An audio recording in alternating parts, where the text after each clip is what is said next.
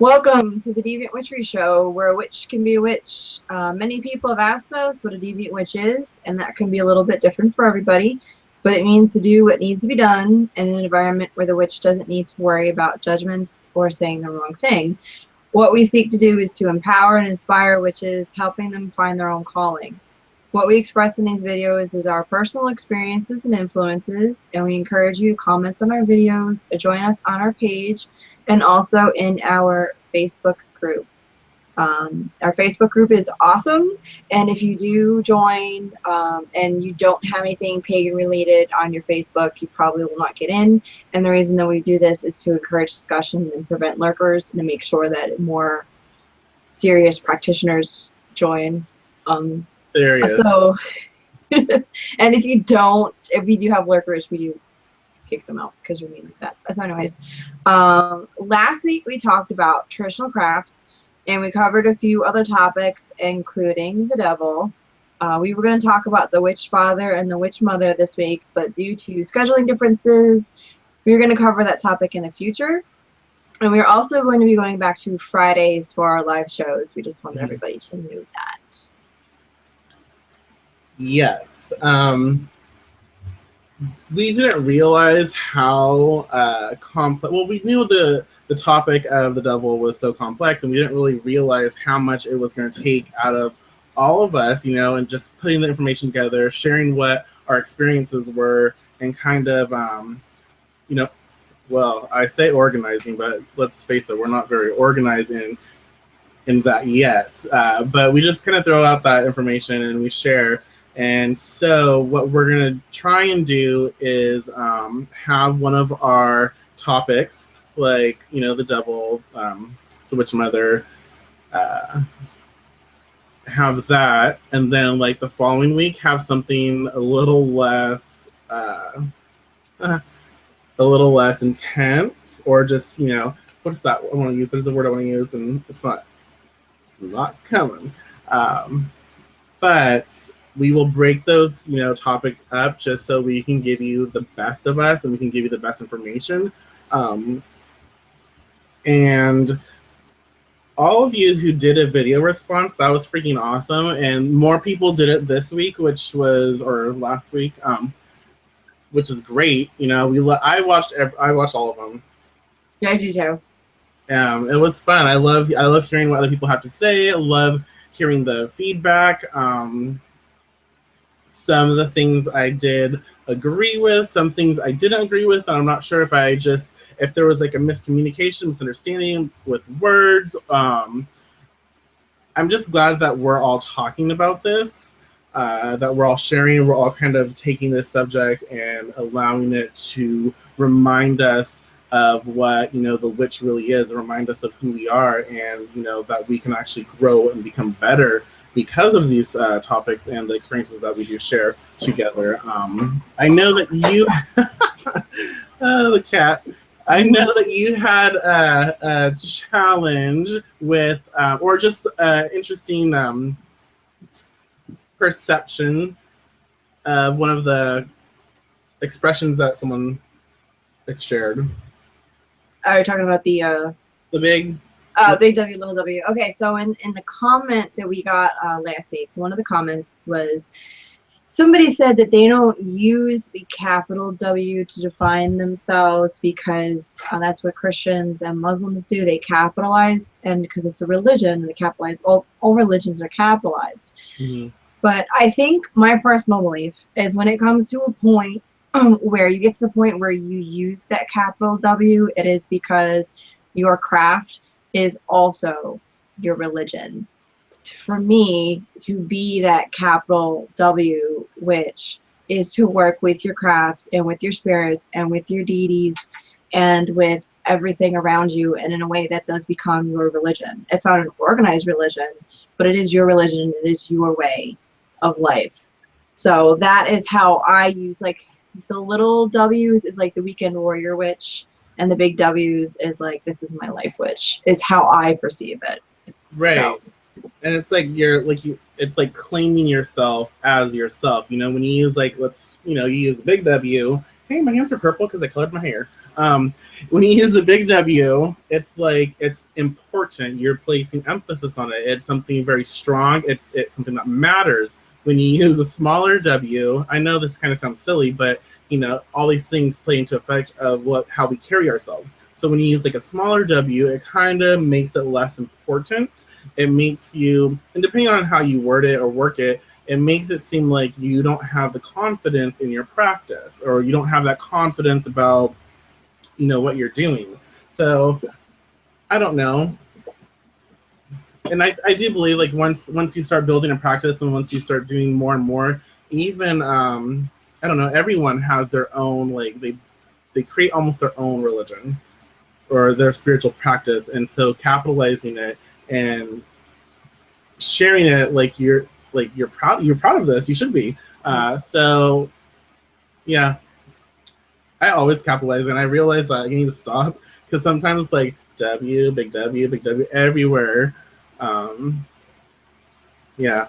Well, that's how I use it to differentiate.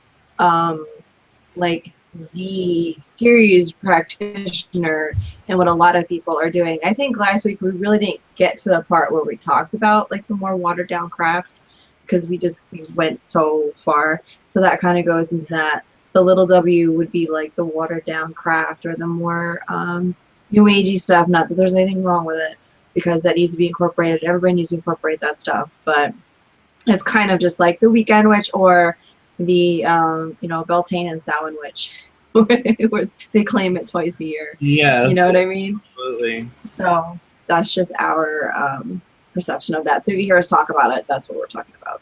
Right. And we're going to cover this like in the future shows as well, but there was a few things that I think maybe people misunderstood, or I'm just going to share my, beliefs, and I know that you share that as well. When we talk about the devil, when we talk about the witch father or the witch mother, we are not talking about the lady and the Lord per se. We're not talking about like the god and goddess. I feel like, everyone, like every deity has their own distinct nature. They are separate. That's how I believe. So the witch father and the witch mother, the queen, they are separate. They are not the same as who you may call the lady, unless you're referring to her as the lady. But there are like, let's say there are Wiccans who call on the lady and Lord, and they are calling on a distinct force, a distinct,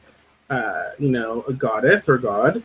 And I do not believe, and it's from my personal experience and from, people I've talked to and their experiences with the Lady and the Lord versus their experiences with, I'm talking with my hands again, it's freaking me out, the Witch Father and the Queen, and how they perceive them to be very different. So they are definitely different. The more that you experience them as who they are, the more you will come to understand that distinct separation. Right. I do think like that I call it like the mother goddess and the father god are separate entities than the witch father and the witch mother. That's just how I perceive it. And that's not something I knew in the very beginning. That's been more of a revelation now, but the energies are different. The goddess and the god are all encompassing and they accept everybody and they love everybody, and the witch father and the witch mother are not the same way. they're not. But we're going to talk about that in a future video. Hopefully we can get deeper into that discussion. Do we have the Q&A open tonight? Yes, I was going to say that. Okay. We definitely have the Q&A open. So if y'all want to ask some questions, we might have some answers. Please use this to share like your questions. Don't use it to leave commentary. If you want to do commentary, put it on the YouTube channel, talk over there, but this is strictly for questions. Thank you for understanding. Thank you for following that. So tonight, the title of the show is The Witch's Harvest, and tonight we are going to be talking about like harvest, power, harvest energy. I think I've said it in the book. I don't know if I cut it out or not, but I don't really celebrate Mabon. Like, I don't. I mean, I celebrate it my own way, but I don't have. It's not like one of my. It's not like I place a huge importance on it like I do with other Sabbats. But I do pay attention to the changing of the seasons, and I do pay attention to the energy that comes forth. And I think that's important. So we will be talking about that. Yeah, we're going to be talking more. Well, what we talked about before is more about the importance of acknowledging and celebrating the seasons. This is not really going to be a specific Mabon video, but for I don't want to call it homework, but so we've been having a great feedback with the video responses. If you would like to do a video response to this video, I would like to know what it is, how you celebrate Mabon and how you celebrate your spots. You celebrate them solitary with somebody. Are there specific things that you do, and it includes all of them, which ones do you celebrate, which ones are a little bit less important for you? I kind of want to know what everybody else is doing as well. Because I'm nosy. Because I'm nosy. She's nosy, you know. So this time, this time of the year, and I was wondering why. We're gonna get a little personal over here. I was wondering why, I feel I always forget when Mabon comes around. I always for some reason I'm so busy, I always forget when the seasons change. But when the seasons change, normally my body tells me because I feel like I'm gonna get sick. My body starts to it starts feeling weird. I get a fever, but not actually a fever. My body starts to just vibrate differently. It interprets the seasonal change in a weird way. So every time the seasons change, I know because my body starts to fake it's gonna get sick. I don't get sick sometimes, but it just goes through that process.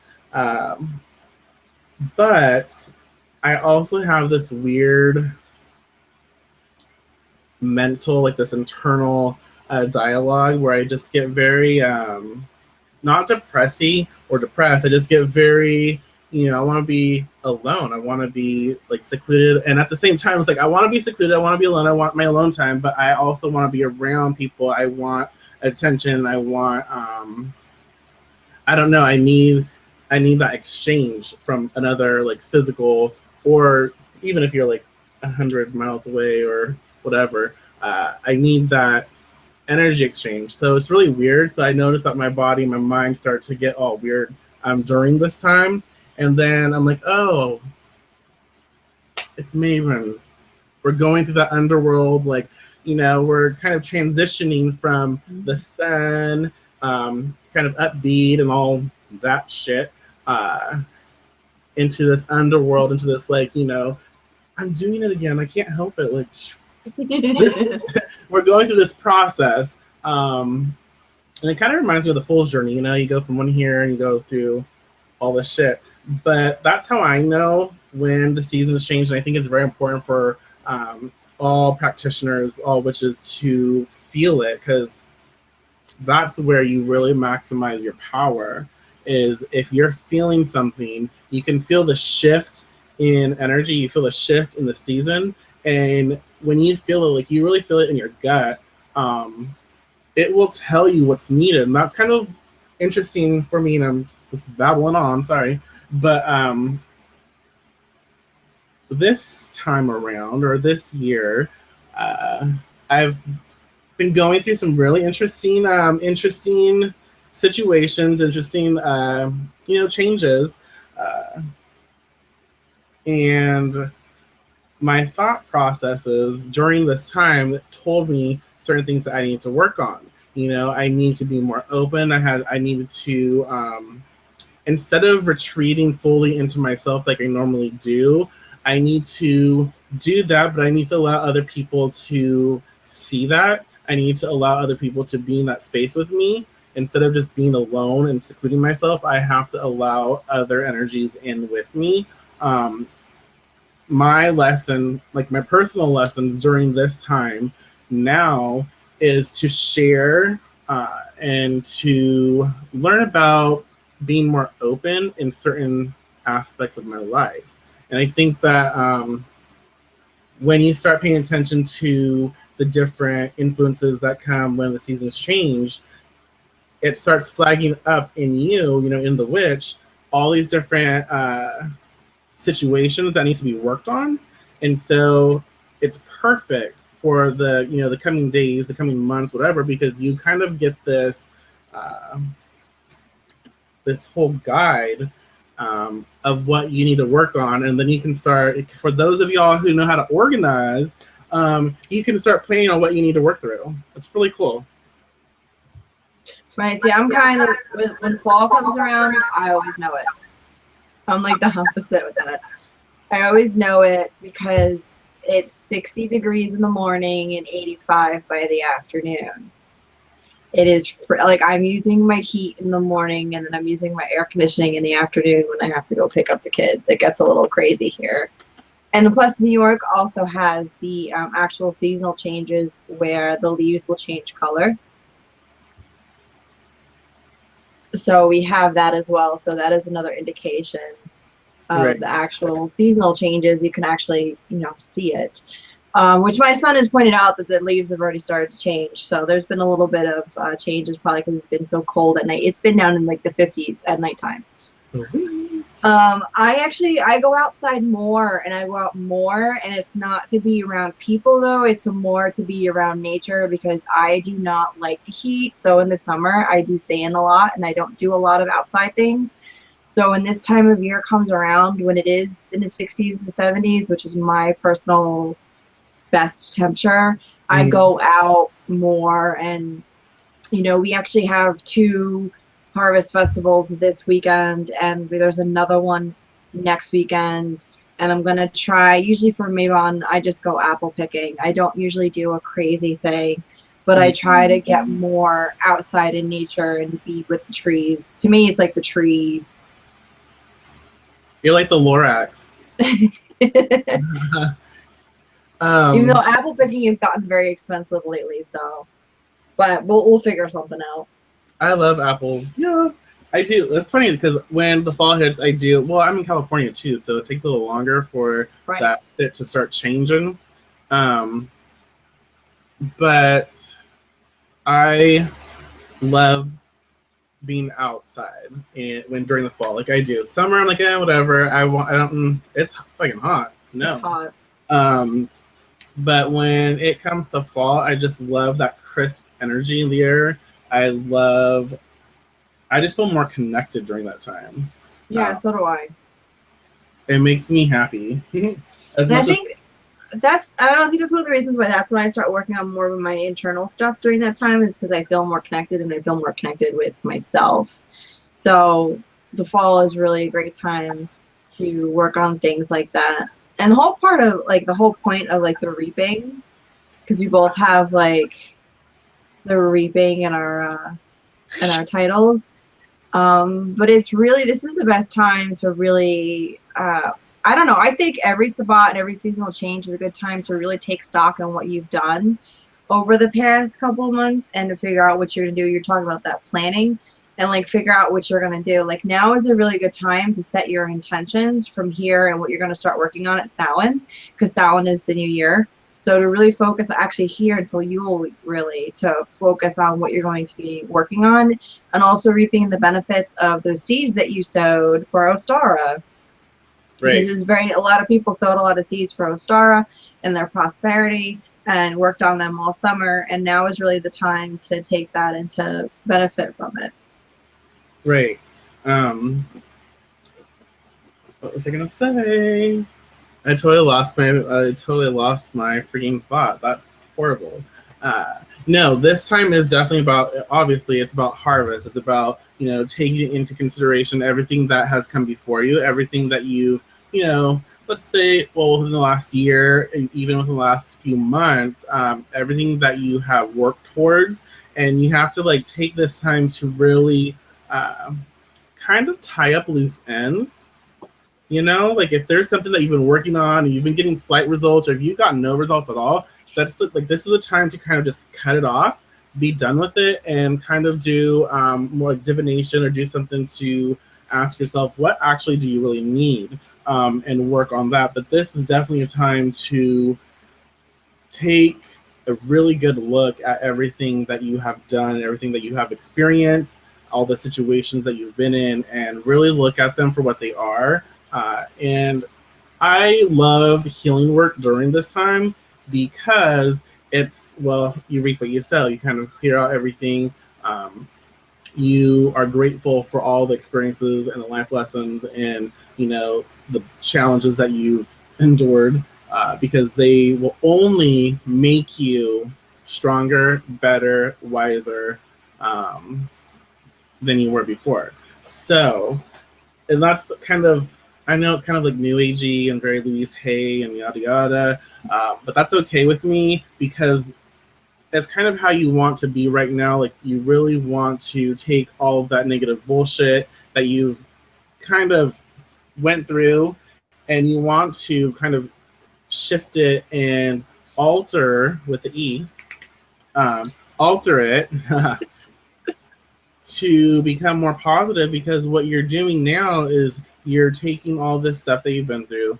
you're allowing it to adjust into your own life, into your own energy, and you want to make it a positive thing. You want to make it where you're actually going to be growing from these things and not allowing them to hold you back, which is very easy to do, especially in this time, because the fall tends to get a little colder. It makes you want to go a little more, you know, it makes you withdraw a little or a lot. And so you can get depressed, you can get very sad or lonely. And so you have to be really careful when you are harvesting these, you know, ideas, these beliefs, these, you know, all these thought patterns, because if you focus on them too much and you really kind of lose yourself in them, it's not a beneficial thing. You just kind of have to like acknowledge it, think it, be grateful for it, and allow the lesson and the experience to be what it is for you, and then just like cut it off, you know. And a really great technique, I guess you could say, to do is to call up, like, just ground and center, you know, focus yourself and call up any specific like person, any situation that you were in. Call it up with my hands, you see. No, call it up, see it manifest. Say something like, I'm grateful for the experience, I'm thankful for what I learned from this. I take my power back from the situation, I honor it. And what you can do is like see a cord, because there's always cords attached to all kinds of shit. So look for the cord that's attached to that situation, that memory, that person, and then cut it off. And let that person, let that thing, that memory, that situation, let it fade, and let that cord kind of come back into you and take your power back from that situation, that experience, whatever it is. And then you can keep doing that until you feel more and more like yourself. And what this does, this helps you to really root all that you have done prior into yourself, into your experience, and let go of like the negative or the other person's energy, the other situation's energy that is like kind of pulling at you. Because when you go through these things, like you're pulling it towards you, and it's kind of pulling you towards it. So you have to kind of release their energy and keep your own, if that makes sense. That makes sense. And that's like, this is a perfect time, perfect season, the start of the season, to start doing those things. I think too, you know, the dreaded Mercury retrograde, whatever you think about it, Mercury retrograde is in effect right now, and I think it makes it even more important to do your own internal work the way that we weren't even planning on talking about this. Of course, I brought it up. But what I like to do during the Mercury retrograde period is to just be quiet and watch. Try not to get involved in things, and just be quiet and watch and what happens, and just kind of sit back and let it happen, because whatever is going to happen is going to happen anyway.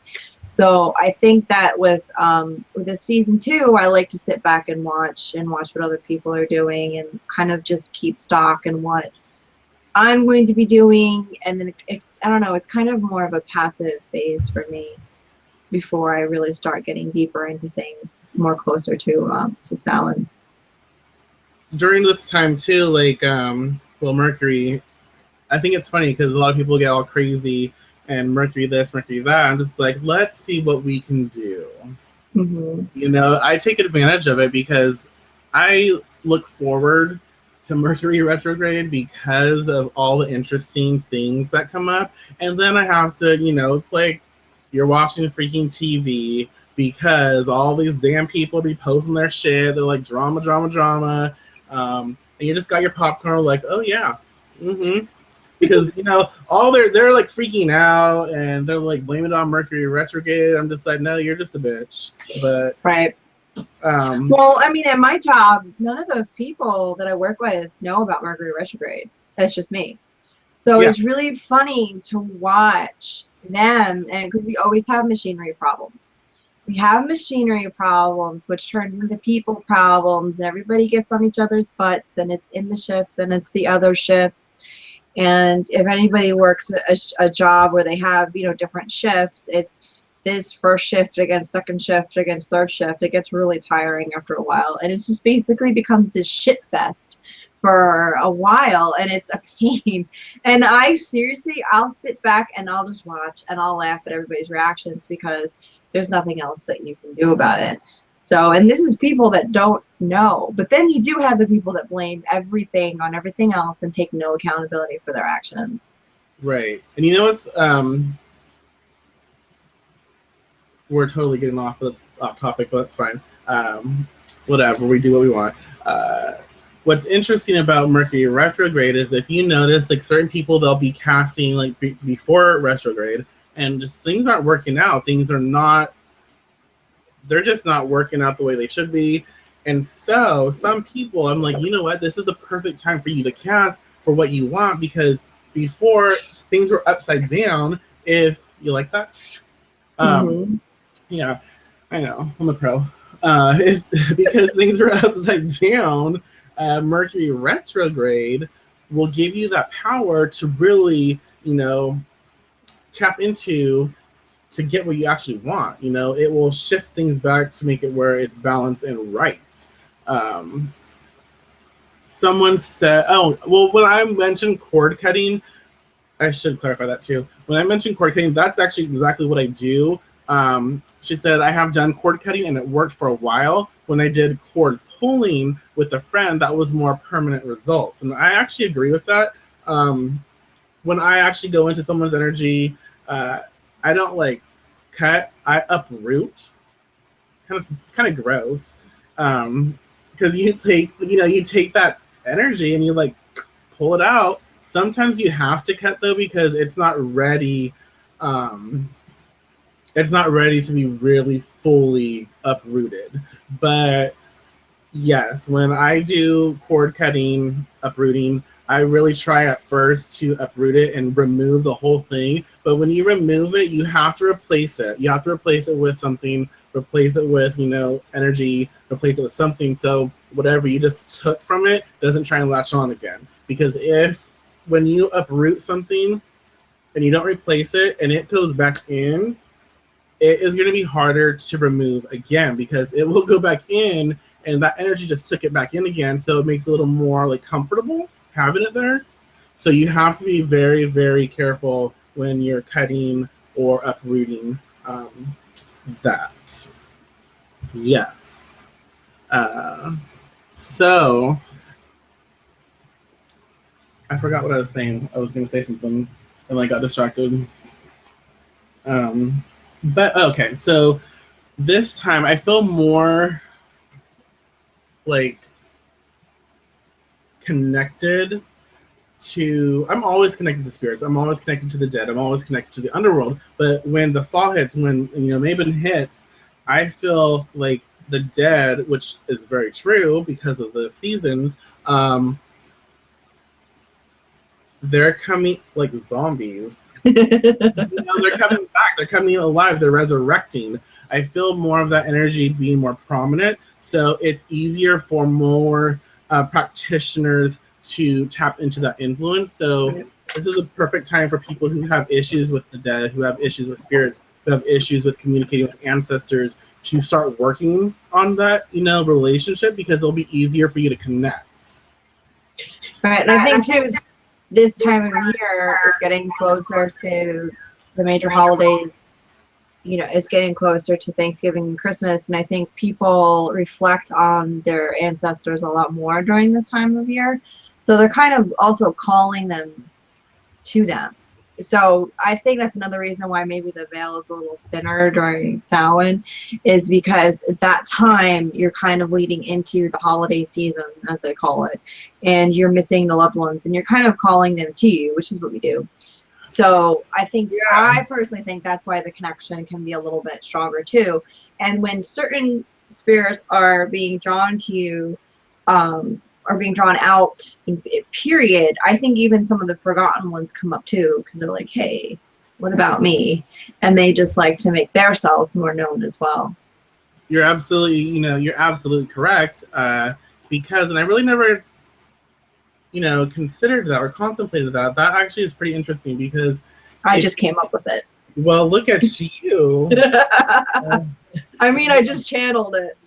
Woo! She channeled it all. No, that's an inside joke. No, if you really think about it, though, it's not just witches who are working with the ancestors. Like everyone is thinking about their families. It's colder. They're thinking about their loved ones. They're thinking about wanting to have like connections because they're hot or they're cold and they want to get hot. They're thinking about all kinds of little things. And so all those memories bring power. All that power is spread out.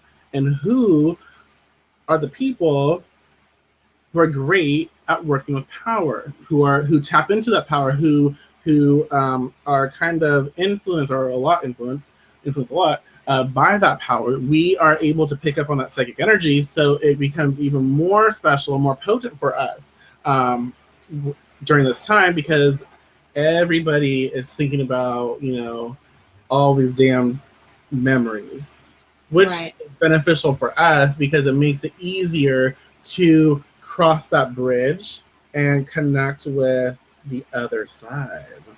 Mm-hmm. I mean, I think you brought up the it's basically tapping into other people's power. So I want to bring up the ethics side, because I know somebody will bring up the ethics side. If all that power is out there and floating around and people don't realize they're calling it forward, I don't see a problem with people that know how to utilize the energy to utilize it. You're not extracting power from people, they're projecting it. So I don't see an issue with you using it. I think of a lot of power as just out floating around, willy-nilly. It can cause problems. So if you actually have somebody who knows how to direct it and can use it for a positive outcome, that's actually a good thing. It's not any kind of power-hungry energy sucker thing.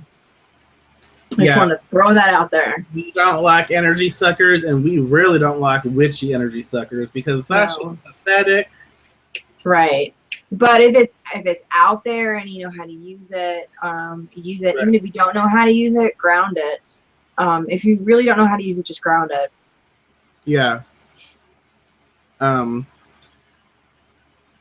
So again, y'all, because there's quite a few of you watching, so if you have any questions, you can ask. We don't bite that hard. So again, okay, so what I want to talk about is how to maximize the power of this season, the power of the Sabbat. Because I know there are some who do and some who really can channel that, but I really don't think people understand that it's not just about celebrating. It's about taking in this experience, taking in this energy, and utilizing it to create change, to create something for yourself. And it really is easy to maximize the power during this time, because all you have to do is be a witch, like a real one, like one that pays attention, like one that's very psychic, like one that is actually intuitive and picks up on, energies around you, energies within you. No, seriously though, you have to feel it out. Like you have to really pay attention to your body and your spirit. And so when you connect with the season, when you connect with this Sabbat, it will move you. Like it really will. That power, that frequency, when you actually align with it and you hook up, you hook. I can't even speak. You hook yourself up to that that power source. It is very, very raw, very potent. So when you really want to create some change in your life, and you really want to get rid of like all the shit that you've been through, be thankful for it, honor it, whatever. But you're ready to make a new story. When you're ready to make this, like, it doesn't have to be, but you should really maximize and utilize the power to create like a big change, because you can. And that's what this Sabbath is for. They're very, very strong. So why not utilize it to create something bigger, instead of like utilize it to really do something or get something that you can get on any average day.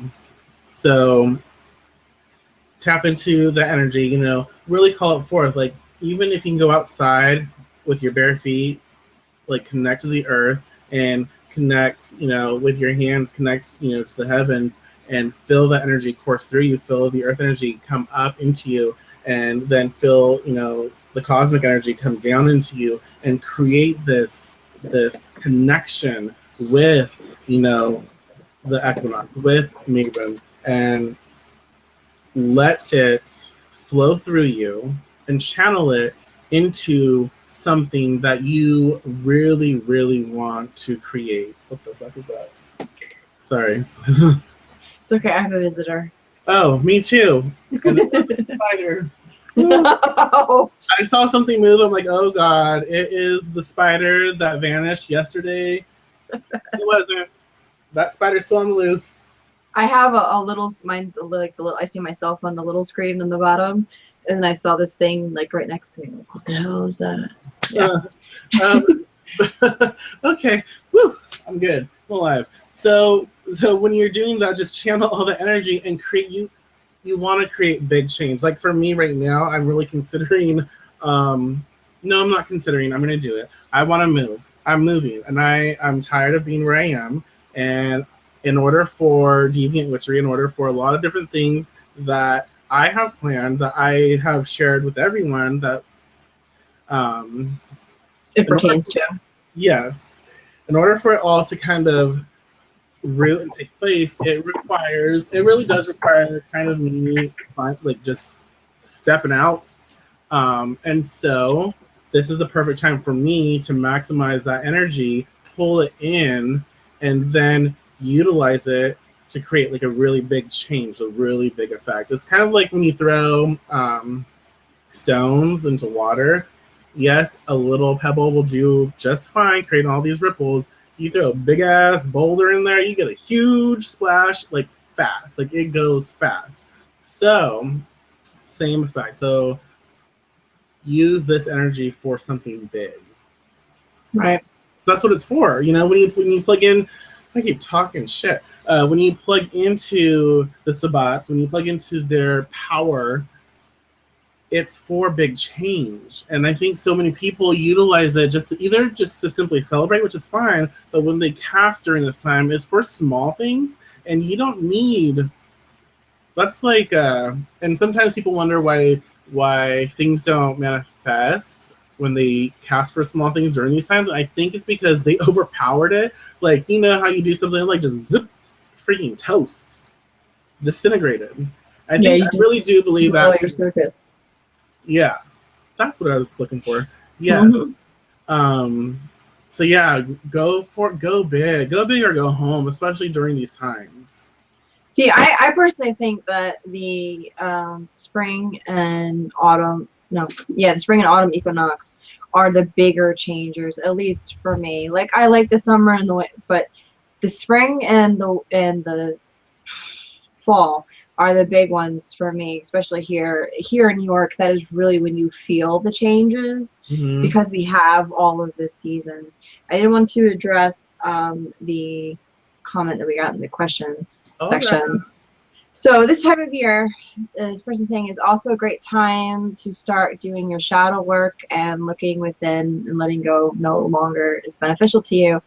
That should be done all the time. That should not be a seasonal thing. That is something that should be done all the time. I know a lot of people start doing shadow work around this time and they turn into gigantic assholes because they save it all year and they start working on it now and getting rid of things that are no longer beneficial. You should be doing every dark moon.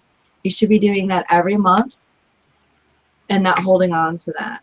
It's my... Yes. Yes. I'm just an asshole, period. So I agree. But some people use it as an excuse to be an ass and like, oh, I'm just doing shadow work. No, you're just using that as an excuse to be an ass. And you should really know yourself. It's like really know yourself all the time. And if you know that you're an ass during certain times of the year, remove yourself. It's like women who have really bad PMS once a month. Remove yourself. Don't try to be around people if you're going to turn into an angry bitch. That's how I feel about it anyway. I don't like people using that excuse to be mean either. No, I agree with you, but I will say, like, you can definitely, like I said, go big or go home. If there are like bigger situations in your life, like where you really need to do and what people term as shadow work, then hopefully you've been doing like minor stuff leading up to this point, and this would be a good time to work on like that bigger situation where you kind of need that extra energy to help you deal with. No, I agree with that. But definitely you should be doing that always.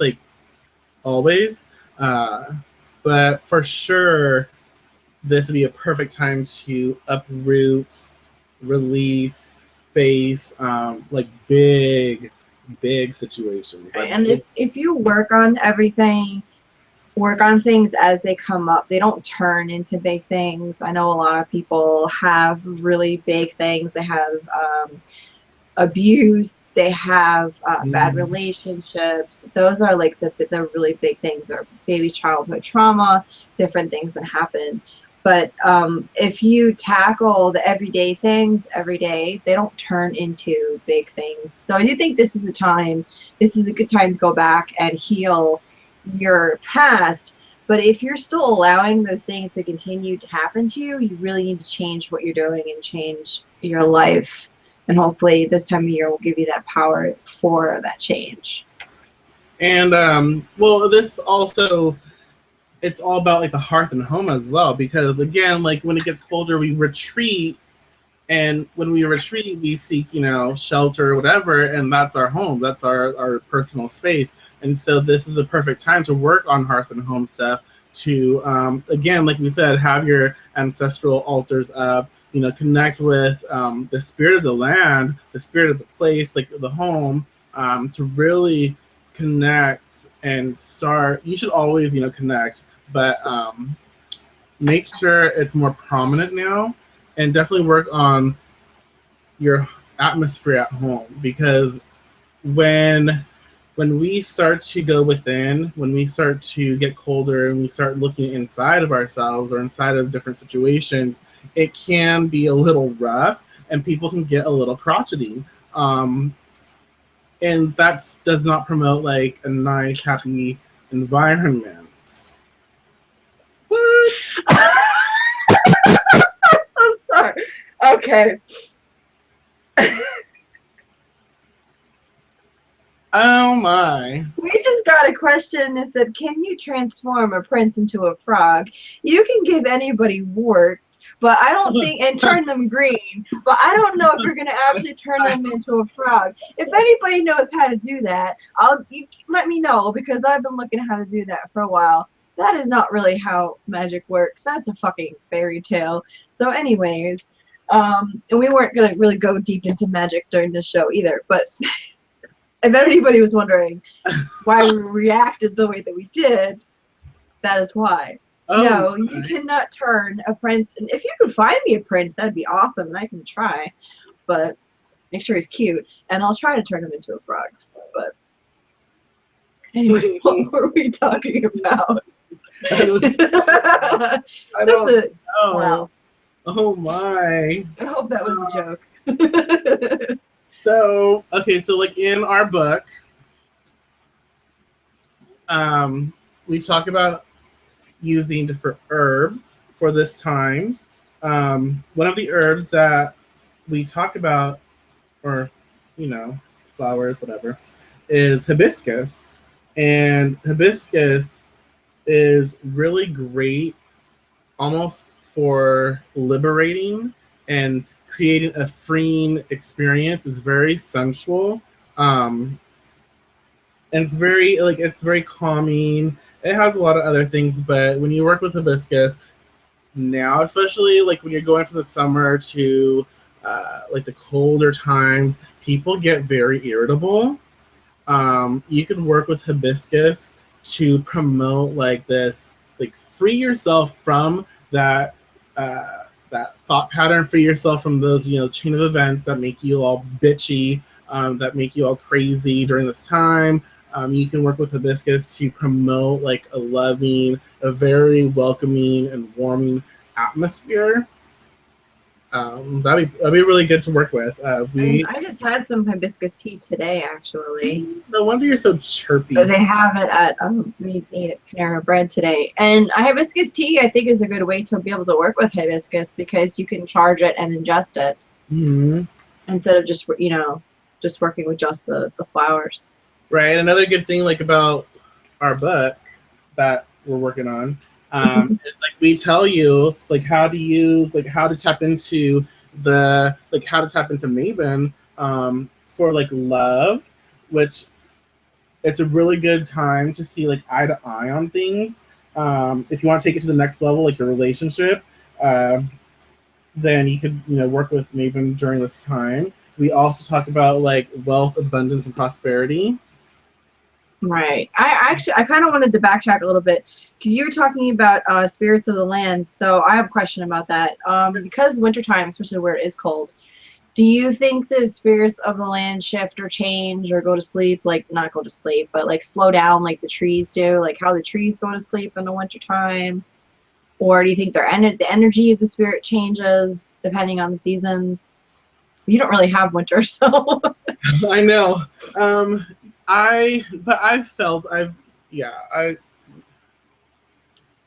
Yes and no. I don't think like they go to sleep like, Sleeping Fucking Beauty. But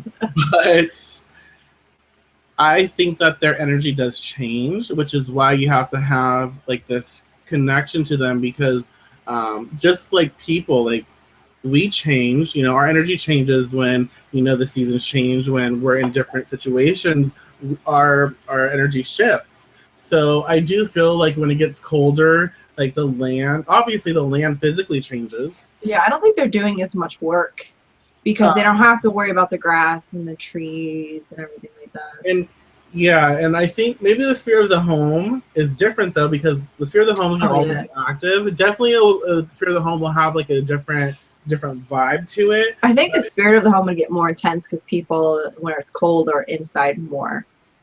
Right. That's how I feel in my home anyways. Right. But like the land, like I've been on land like when it was like frozen or when it was very like snowy. And it is different. You can feel it. You can kind of feel like introverted a little bit where it takes a little more work on your part to kind of communicate because I feel like the land is recharging itself. So it's kind of doing its own thing. Like it's working for itself to take care of whatever it needs to take care of, just like we're working for ourselves during this time to take care of what we need to take care of. So I do feel like there's a shift in energy, but they don't like really fully retreat. Right. Yeah, when I was saying that, I was like, I don't think they would actually like go to sleep, but the energy would definitely change. Yeah, well, they kind of like, slightly, like Yeah. power hacking. Like, yeah, there you go. There you are. For sure. I don't know. No, this is not a good idea. I got too much stuff over here. What else they're gonna say? Something just like beeps. Probably my damn cell phone. I thought I turned it off. Oh, goodness. What else was I gonna say? Shit. So again, if y'all have questions, we might have answers. And again, like I said earlier, I'm reading through the description. It is so important again to reap what you sow, because if you don't kind of take care of all these loose ends, it just keeps building and building and building and building, and you just keep piling shit up, and you don't feel like you're taking care of anything. So you really need to be understanding of all the energy and of all the work that you've been doing. So this is the perfect time to like just cut off, let things go where they go, learn, and start fresh. Start a new phase, start a new cycle. So you can't really take everything from all this other, all these other experiences, this other cycle that you just went through with you, because it's gonna like bog you down. It's gonna like weigh on you, and that's not good on the energy. Yeah. Oh. Of course. Well. I'm not sure how to. Well, the question is like, what other correspondences do you use during Maven? And I'm not like. Because you brought up the hibiscus. Well, yeah. So I work with. It just depends on what I choose to do. Like we'll do with herbs, crystals, incense, bodily fluids, maybe depending on what you need to do. Everything. It really just depends. I guess a crystal during this time could be like black tourmaline to help ground out like the older energy and make way for the newer energy. So help to ground yourself during this time, because sometimes like transitioning from one season, from one energy to another is very harsh for people. So you can use like black tourmaline, smoky quartz to help you transition. Well, yeah, whatever your grounding stone of choice is, because a lot of people use different things for that. Right. I would definitely work on protections, especially if you're more sensitive during this time. A lot of people are more sensitive to the spirit energy that is coming up and being drawn up. If there are other people, have they be, witches or muggles, mundane, whatever you want to put it, they go through harsher things and they may not realize it. So you want to ground and protect yourself from their energy, from other people, the spiritual energy. So I think that is extremely important. But what would you do to tap more into harvest? I think it is depending on what seeds you planted, because some people plant seeds for prosperity. Some people did it for general blessings. Mm-hmm. Some people, they have a major thing. So to help continue with that change and to really benefit from it, I think it would depend on the specific situation of the person. Right. Well, another good. Holy moly, we got the cat up in here. Another really fun, like little thing that you can do, a little witchy thing we can say, is enchant apples. Like, I love apples. I love working with apples. I love their energy. And depending on what you need them for, they can be very lovey-dovey or they can kill you. Just saying. But because a lot of people have like rough experiences during this time, I like to, like, you can get, fancy if you want, like get a basket of apples, make sure they're all pretty, and enchant each and every one, like put a spell on them all to bring blessings, to kind of help people transition with the season. So you can kind of put in a spell, enchant it with letting go, releasing what no longer needs to be, and whoever chooses to consume it in their experience, and giving them like the nurturing and the confidence and the wisdom to walk forward and to do what is necessary in their life to promote, good vibes. Right. I think depending on the kind of apple, you could use it to bring sweetness into your life too, because a lot of apples are very sweet. Mm-hmm. Or if you want to make baked apples, or these cinnamon and apple pie, and apple pie, apple moonshine. That would be something a little bit different. A moonshine, but yeah. So, and I like, and again, this is like sometimes, like lately, this is like what I said I've been called to be doing, like lately, is be nicer and open up a little more. So that would be perfect for me to do, is like utilize apples, maybe some cinnamon, maybe some pumpkin, later on in the season, I don't know, but definitely some apples to share the wealth, like share abundance, like, pay it forward. This is a perfect time to show people that not everyone is an asshole.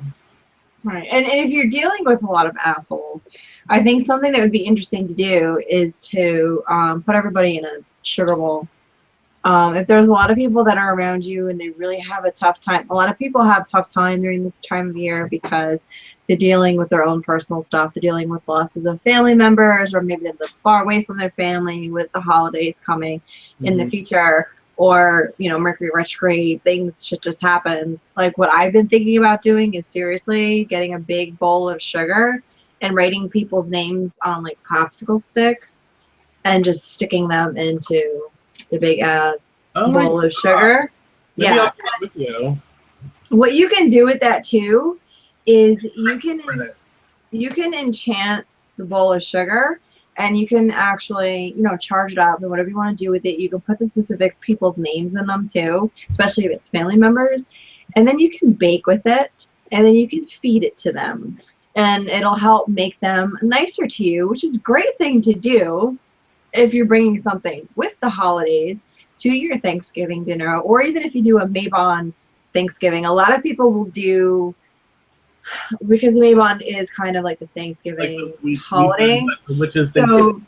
Right. So, enchant your cooking, enchant your baking, and do things like that, and bring that sweetness, have them be nicer to each other and yourself as well. And it really helps kind of, smooth things out or calm things down. I like that idea. There's been a couple of people, and I'm like, I just want to get a big, huge bowl of sugar and just write you can write them on slips of paper. You can do however you want to do it and just stick their names into the bowl. You could even get like your popsicle sticks, like you said, and kind of soak that like in like cinnamon tea. Let it dry out. Do. I like that. You can do a lot with that, actually. I really, really like that idea. I'm gonna have to utilize that. So yeah, and y'all, I'm gonna sound like a freaking white lighting new age. It's okay. It's needed sometimes. But this time of the year, and not, I don't think hardly anyone knows me from like way, way back in the day. Like I used to be. You think I'm a bitch now? I used to be freaking mean as fuck. Like, I used to be mean and rude, and I'm not a good person. To most people, but to the people I like, I was so nice. But during this time of the year, for me, I got very depressed, like very angry, I was just not in a pleasant place. I cannot say the same now, which I'm absolutely grateful for. But it makes me think about how many people have to or choose to or don't know any better. They feel that way during this time. And so that's kind of like why I've been led to like be more of like a positive influence now, like during this time to help people feel, more uplifted, inspired, to help people feel like they have hope. There's a chance because we don't know everyone's situation. We don't know what they go through, and what if it's our magic, our smile, our whatever we do that kind of re-inspires someone to stay in a positive flow, or re-inspire someone to stay here like on the physical earth, because you never know who you're going to touch. But this is the perfect time to try harder, to be better, to be nicer, because when the cold months come, people tend to get very, very withdrawn and very sad. So definitely try and do that. But there's so many fun things you can do with baking, like you said. Yeah. So many fun different things. You do things with cooking. We should do a whole show on kitchen witchery one time. I know. I've been writing out my recipes for a future project, of course. But I have a lot of recipes I've been writing out. Well, why don't we? I'll write it down. Note taker or No, scribe. that's good. When we've covered all the other topics that we have in store, I think we should do a kitchen witchery, because there's so many things that you can do with cooking, because you're infusing the herbs, and then you are consuming them. Other people are consuming them, and you can use kitchen witchery for good or evil. It depends on the situation. I know, it's so exciting. Okay, so I'm all over here talking about being a positive light and shit. And what I'm about to say is like the exact opposite. So if there's someone pissing you off, there's someone that's really hurting you, someone that's really fucking you up, and right now, like they're really doing it during this time, this is a perfect time to end them. This is the perfect time to maximize their depression. This is the perfect time to maximize their sadness, their sorrow. This is the perfect time to curse them with being somber. Yeah, that's kind of serious. Yes. Because I just had a bunch of other thoughts in my head too that could make it go even deeper. Yes. Because we were talking about that spirit connection and the spirits coming up, you could call upon some of those not so nice spirits to visit people. Well, and it's true because, right, like again, it's, how do I put this? It's not like 100%, but during this, like the winter months, a lot of like the nicer and not, yes and no, like 50-50. And I hope makes sense, but a lot of like the nicer energies, kind of retreat. And so the more harsher energies start to take, they take more of a step forward. And so and that's kind of why, and we need that, we all need that, but that's kind of why people get in that funk during this time of the year. So you can definitely network with such beings, such spirits, and you can freaking put what was that damn movie? A Christmas Carol? Mm-hmm. You can freaking haunt people, like really, and make sure that they don't come out of it really good. Especially if you know that person, like you can really, really do some damage, and which you have to be very aware of. Like especially now, like if you want to curse, you need to be more, I would say, more cautious, more aware of what you're doing, because of the potent energies right now, because they're starting to rise. And so all these other things are starting to feel more life, where like, let's say the sun and, the uplifting things are starting to retreat so they can recharge. The moon or the darker or the colder, frequencies are starting to like come up. And so they're going to try and like pull whatever they can so they can, basically uproot or be more prominent as soon as possible. So if you're cursing right now, those energies can latch onto that and intensify it. So again, just be aware, and be okay and be comfortable with what you're going to do. And some people do need it. I'm sorry, but some people do. And another really, really tricky thing is to curse money. If you're going to give someone a coin, if you're going to give someone a money, and you want to temporarily curse it, like when you hand it to the person, you want to make it known, like when they touch it, your direct target, it like transfers to them. And after it transfers to them, it's neutralized and void of that curse. Because during this season, money, like any season really, but money gets thrown all over the place. But yes, that's one way. You do that with birthday gifts or Christmas gifts or Yule gifts. Mm-hmm. If you give somebody cash. What? Oh my, the spirit witch over here. She said, enchanted after dinner mints. That's on. We'll get to that one. Would you say be careful of your thoughts and wishes during this time? I think you should always be careful of your thoughts and wishes, because if you are a witch and you're manifesting things, your thoughts and your wishes are very powerful. But I think at this time, they can go darker, to a very darker place, because it is the time of year. Also keep in mind, we're talking about the Northern Hemisphere. I don't know if there's anybody in the Southern Hemisphere that watches the show. But yeah, I just thought of that. Hopefully that's kind of obvious. Right. But yeah, and you have to be careful when it's affecting other people and yourself.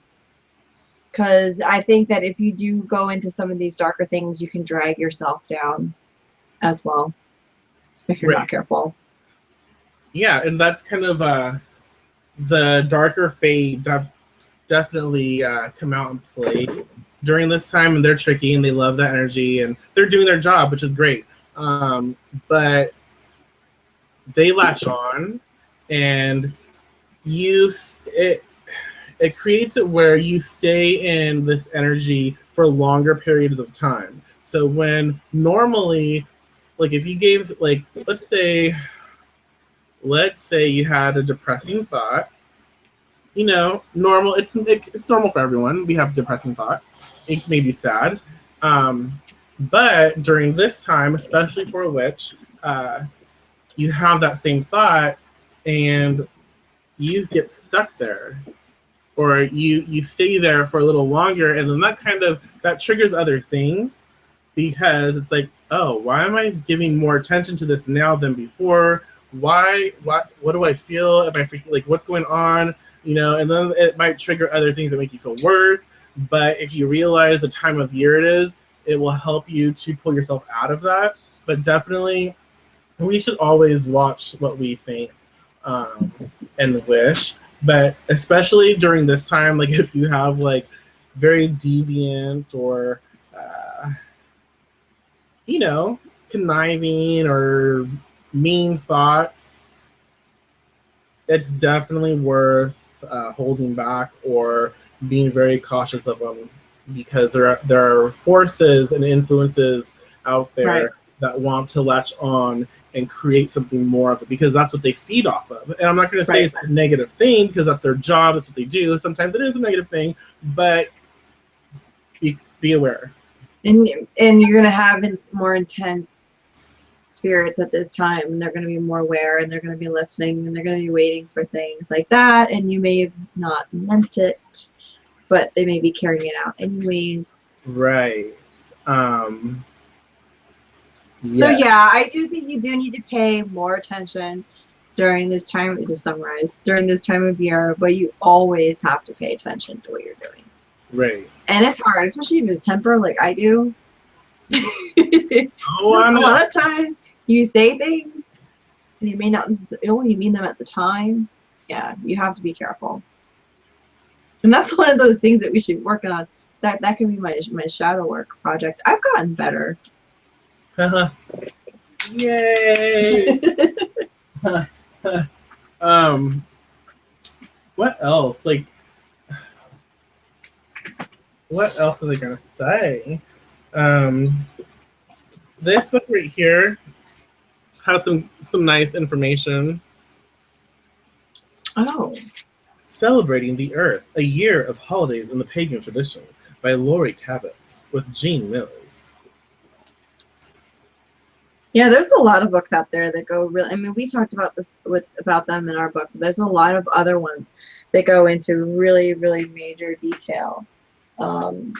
You know what I like about this one though? Like she talks about like what to wear, like during then, and she was like, she said something on a video I think I saw like about Samhain, like during that time, instead of dressing up like as crazy costumes, you the witch should dress up what they want to bring or manifest during that year, which I thought was interesting. But if you can like use that during this, like, you know, this holiday, this time, you know, put on clothes that align, that make you feel with what you wish to bring forward. That'd be cool. You gotta dress the part. Yeah. I think that when you, and this goes with every form of everything, when you dress the part with the things that you want to bring into your life, it makes them happen faster. It puts you more in that mindset. It's kind of the way of using like the different colors of candles. It helps you focus. Like with fitness, one of the things that I had read recently is that if you're working out in a baggy pair of shorts and a big t-shirt, you feel sloppy. If you actually invest in workout clothes that fit you, or maybe a little bit more form-fitting, you feel more powerful and more strong. You don't feel sloppy. So like that's just the kind of an example. If you put yourself into that situation and into that frame of mind with your clothing, or you do different things, it'll help you with your mindset. It's like going to a fancy dinner party wearing sweatpants. You know, you don't feel sexy usually. You usually don't feel sexy.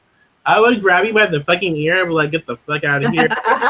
No change. It's kind of like just hard. I'm not saying go out and go invest in all new clothes and do all these different things. Look at what you have. Look at the colors you wear. Now, I want to talk about the color black for a minute. A lot of people take black to a really, really dark place, and a lot of people, it also kind of gives them power. So you really have to look at that. Like I used to wear black all the time, and then I started wearing more color, and I actually felt happier wearing more colors. That's me personally.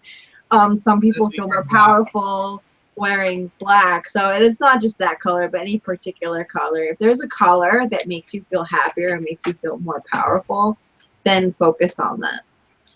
Absolutely. Also, you can wear your clothing to correspond with your chakras as well. If you need to work on something, if you need to work on your communication, wear blue. If you need to work on your heart center, either wear, you know, green or pink, and that goes for everything. I think maybe that's why black kind of brings people down and depresses them a little bit, is because it is a root chakra color. Too much grounding is not necessarily a good thing. Right. And yeah, black is definitely all, like she said, okay, someone said, I see black as being all the colors in one. I love black. Black is beautiful. Black is awesome. But if you think about it, if you have all the colors, that's kind of like everything at once. Black is wonderful. I love it. Obviously, I wear it like almost daily. But again, like if you, depending on what you need to work on, it might not be the color that you need, because it does have, like, if you do associate it with, like, you know, it does everything, all colors. It has all different frequencies, which might not be best at getting the most of your experience. Might actually confuse you. It can, yes, absolutely. But it's wonderful, obviously. Let's see. How would one watch their thoughts? Recently, I have gone into a dark place, and the thoughts are really dark lately. I've been struggling to stay positive during this time of change for me, but it feels as if I'm failing miserably. Okay. I would start with journaling them and I definitely feel like you need to get them out. Be careful if you're directing them at a particular person or situation. Um, that is kind of a tough one. I would definitely tackle whatever the change that's coming on for you, whatever it is. I would definitely try to tackle it. But you may see, like, this may be like the big change, and there may be like little things that are around it that need to be fixed first. So I would focus on the little things first before you tackle the big thing, because that may be like a road opening, may pave the road for you to be able to tackle the first thing. Especially if it's something that's emotional or like shadow work, there may be like little things that you need to work on first before you tackle the big one. If it's even if it's a health issue, there may be different things. You may need to take a diet or lifestyle change, but the actual thoughts themselves, I mean, I've been in like really, really dark places before when I was younger, when I was really young. So it is hard to control them. I would acknowledge them and honor them, but try not to sink into them. Try not to stay in that place. Right. What an exercise that I do is I will get into like a very meditative state. Like I will ground, I'll make sure that I'm focused and centered and clear and just like ready for what I need to do. And then, because I'm a visual person, what I'll do is I will call the thought forward. So I'll be meditating, I will see the thought, come across, and I will see the thought, in words or however it manifests or however I choose to put it out there. I will see the thought float, in front of me, and it will kind of like circle me. But then I will implement like a new thought, like a positive thought, something that's going to be a little more fitting for me. So what I'll do is I will see that thought, and then I will kind of see it like burn away. And as it burns, it leaves this new thought, this new pattern that I wish to have. So I will let go of the old pattern. Once it fully burns away, I'll see it just release, and I'll send that will, like, the ash will fall down and into the earth. I'll let it ground out, and then what is left is like a new and shiny, positive, uplifting thought, or a thought that is more in alignment for what I wish to do. So that is what I do, and then I will let that new thought kind of roam around, and then finally I'll let that new thought enter my crown and situate like deep into the back of my head, and I'll let it take root. I'll let it take root, and allow it to become me, and then usually normally, like when I really want something to be, like once that's done, I just say, let this be me. Thank you. Well, that's what I do. It's you have to really, you can't focus on them because these dark thoughts happen, and they're journaling's great. Obviously, journaling's very wonderful. You just have to find what works for you. I like replacing darker thoughts with lighter thoughts, and I try and focus on them. Hey. Oh. And I just let it go. And I keep doing that as long as I need to do it. I make sure to do it as often as needed, because these things, like, sometimes they come back, which is fine.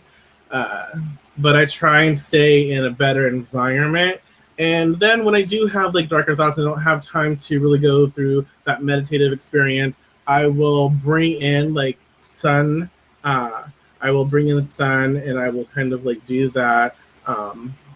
We did the sun technique in the book, and basically you envision a sun over your head, you date it currently, current place, you put in it everything that you want, peace, love, acceptance, beauty, strength, happiness, smiles. You put everything in that, you see it being full, like filled, then you crack that sun open and you let it pour down you, and it comes down like the crown. It comes down into your head. It fills up, beneath your eyes, down your throat. It fills your entire body.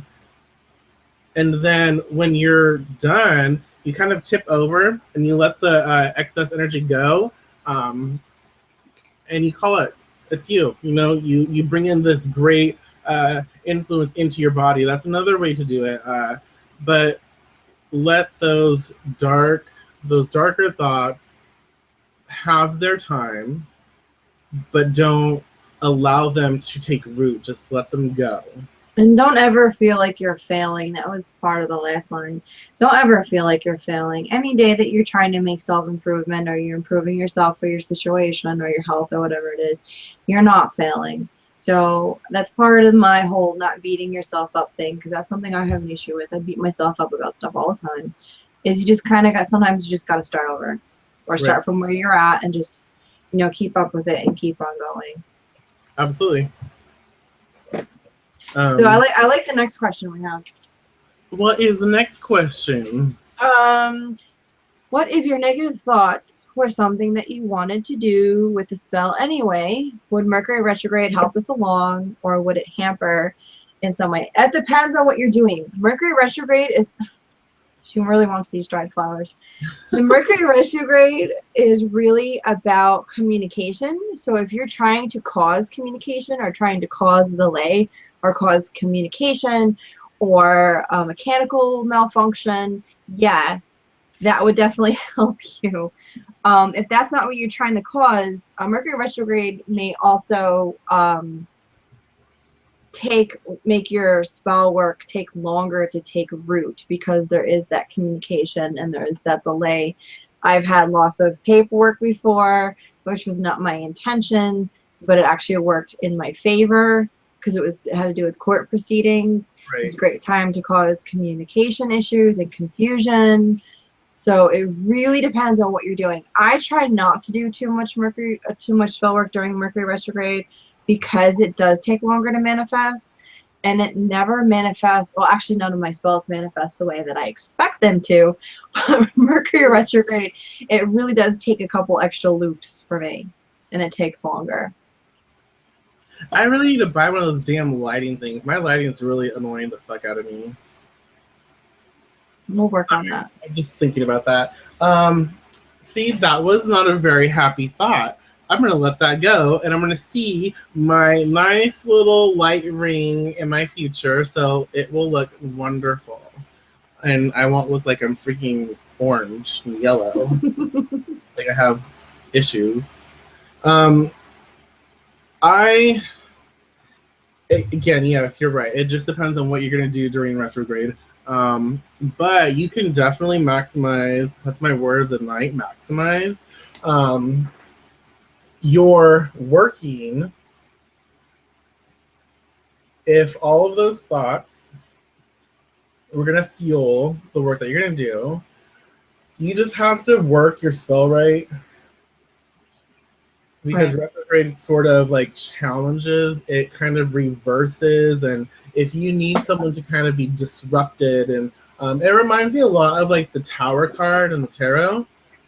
It upheavals. It's like it's this chaos, and it does things in weird ways, and not like you expect it. So if you expect it to go one way, know that it's going to go the other way. Right. So if you can work along those lines, then it will definitely help you. Definitely, utilize it and try it out. Work it. See if it's going to work. You don't know until you try it out, but just know how retrograde acts. It's not something that's supposed to hinder. It's not something that's supposed to deter you from practicing. It's there to make you a smarter witch. Right.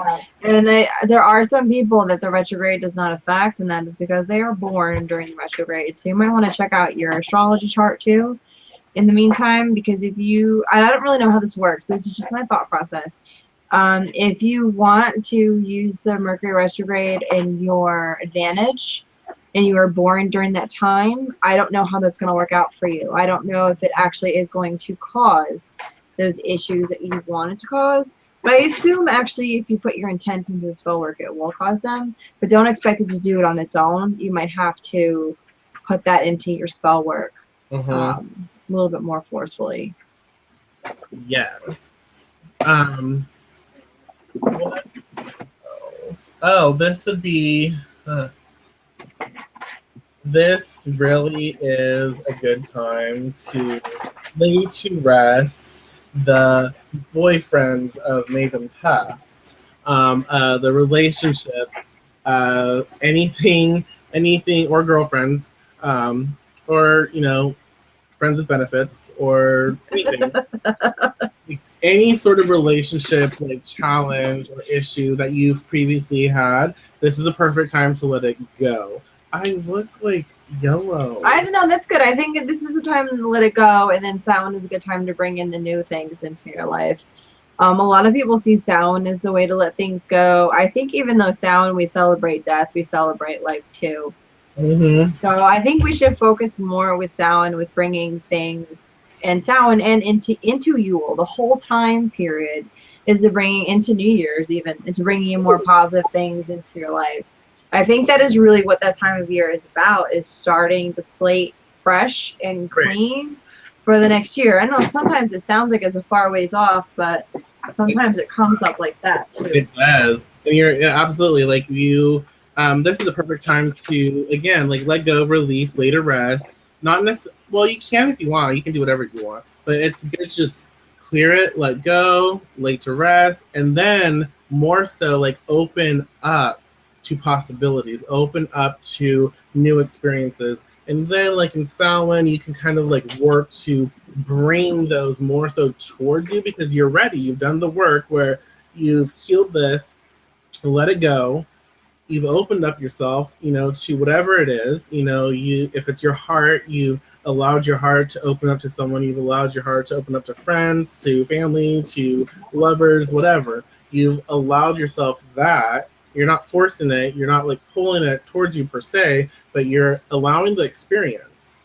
And then when Samhain comes, you have been through all of that, so you know what you need to do next. So yeah, this is a perfect time to, again, harvest, cut, like my sound effects. You harvest, let go, get what you get, and then open up for the new possibilities. Yeah, it's like the year's not over yet. You still have a lot of time to do a lot of things that you want to do. But now is really the time, I would think, to get rid of a lot of things to be able to make way for the new experiences. I mean, we still have, 3 more months or about that left of the year. So it's like the year's not completely over yet. But I don't know. I like to prepare ahead of time for things because I usually forget. It usually takes me a while. So that's why I like to start and to work on it throughout the whole season.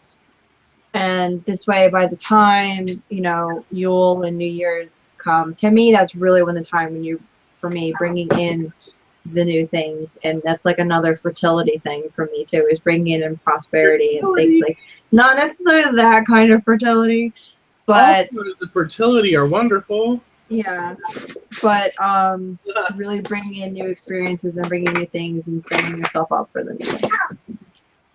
This cat is crazy tonight. We got some activity going on over here. Yeah, so I'm trying to think of anything else that if y'all have questions, please do ask. I really love this time of year. I love, the harvest. I love feeling the change, and it makes me feel more alive. And I feel like I can conquer the world. It's powerful, and I feel like, as practitioners, we should tap into that. Not a lot of people do. They just kind of go through the motions, and they don't remember, these amazing feelings. They don't really recall or pull up all these different connections and all. They don't pay attention to when the leaves change or when it starts to get colder in the air and it's a little more crisp, and they don't listen to the wind. They don't feel the rain. There's so much that that's not being done that really needs to be done, because that activates us, that activates our witch power, that makes us more, that separates the low W from the big W. I think that's gonna be our new thing. I know. We need a t-shirt. We should do more t-shirts. I know. I want a hoodie. Me too. I've been wearing my hoodie to work because it gets so cold at night. Anyways. Another you can get like items like physical items and pull in the energy of this Sabbat and infuse it. Like if you really want to create change, or if you want that transformational, that shift energy, whatever that any holiday Sabbat has to offer, you can channel that into an item, and the more that you channel it into an item, the more powerful it gets. So each year it has that, so you can use that as like an anchor when you do your craft work. Another really powerful thing is you can get like a candle, that one or two, doesn't matter, like a candle and a pillar, and focus that energy into the candle, light your pillar, and every time you light the pillar, you're building that energy, and then when the candle goes out, you use it to light another candle, so you're carrying on that energy of the Sabbat into the next candle. Before it burns out, you want to light it and pour it into the next candle, and you transfer power, you transfer energy, so it keeps getting more potent, more intense each candle, each time you use it. So definitely consider doing that. That's a very powerful thing. That is something that is, I don't feel is used enough or worked enough. But if you want to create, very powerful and potent, successful workings, that is one way, again, to get the best out of a situation. Like, it's fun. Candles are always fun. Yes, I love candles. I love when the wax gets all crazy. You can read it. I don't know. Oh, okay. So since I feel like we've covered quite a bit tonight, don't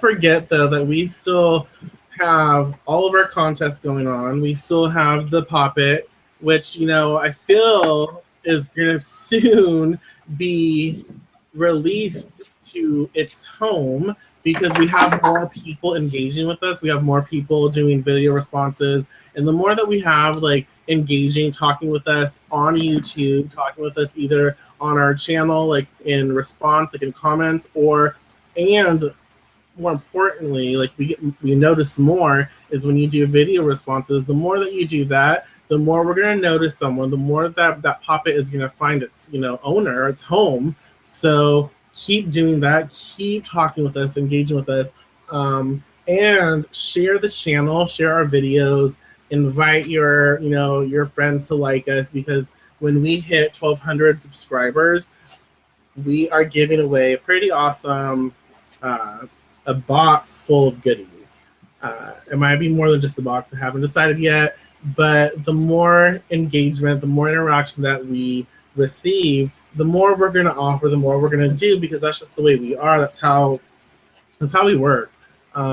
So keep interacting with us, and if you want us to do a video on a specific topic, if you want us to do anything more, then ask us, send us a message, ask us in the, on our YouTube channel.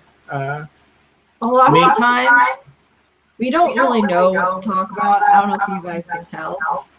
I don't know if we're just awesome fakers. A lot, like we came, like literally yesterday, we were like, okay, well, we need to do a different topic for tonight because of different things. and we totally wung it tonight. So if you didn't know, then yeah, we gotcha.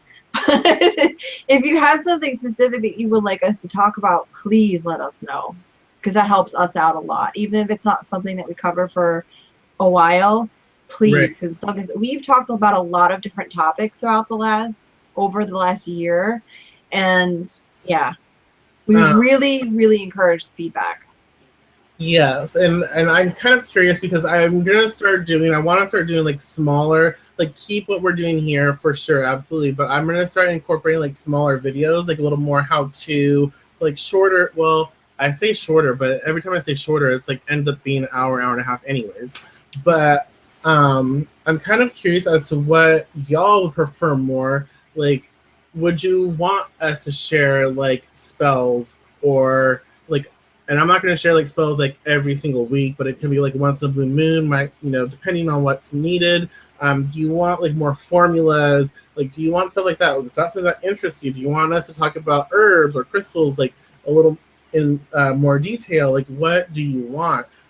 Because we seek to grow, and the only way we're going to grow is if you actually take notice, if you're interested, if you actually benefit from what we're doing, and you share. And that's kind of like our mission, really. Like, this is definitely growing into a business. This is how I treat it. um, but it's more so like centered around everyone. Like, we seek to promote growth, we seek to help, uh, and the only way that we're going to be able to help is if you allow us to help you, if you allow us to know what needs to be done or what's going on, and what you want from us. Right. Because we know what we know, and we know what we want to share, and what we think people want us to talk about. But if you actually tell us what you want us to talk about, it helps us a lot too. Yes. Oh, but I'm gonna like plan this. I don't know if it's gonna be safe for Beltane or what, but we definitely have to talk about seductive forces, lusty magic, and sex magic again, and it's gonna be wonderful. I have some ideas brewing, and y'all are gonna freak out. Okay. There's a lot of different things that we have planned, and it's just gonna be fun. It's gonna be a lot of fun. Yeah, this is not something we ever plan on stopping doing, so don't think that you're ever going to come up with too many topics. No.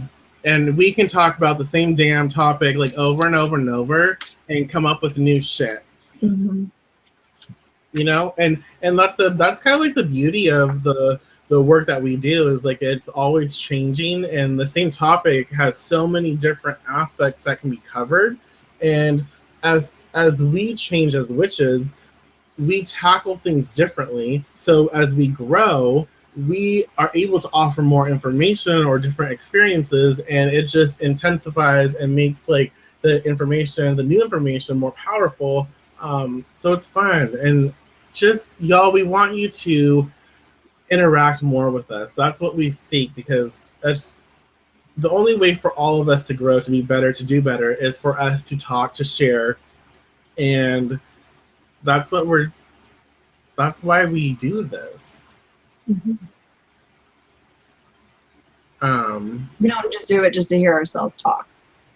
No. Some days, not all of them. Sometimes, but rarely. I feel like I'm forgetting something. Oh, and for all y'all who ordered the shirts, I want to see pictures. You can put them on Instagram. You can put them on, Twitter. You can put them all over the damn place. I want to see the pictures, and I want you to tag us, Deviant Witches, Deviant Witchery. You can put them in the group. We'll approve those. Yes. we get weird if you're new to the group or you want to join the group. We don't usually post pictures or selfies or anything without any sort of discussion. But if people want to post a couple pictures of the shirt, then we definitely. Okay. So, but if you do post it, like if you're gonna post your picture like this, see, if you're gonna post it, post like a Deviant Witch tip, like yes, there you go. Yeah, yes. Do a little magical tip, like a Deviant Witchery tip, and whatever it is, it's fine. But yeah, do that. I'm so excited. It's gonna be fun, and we have a lot more to create. Me too. I'm not gonna do that one.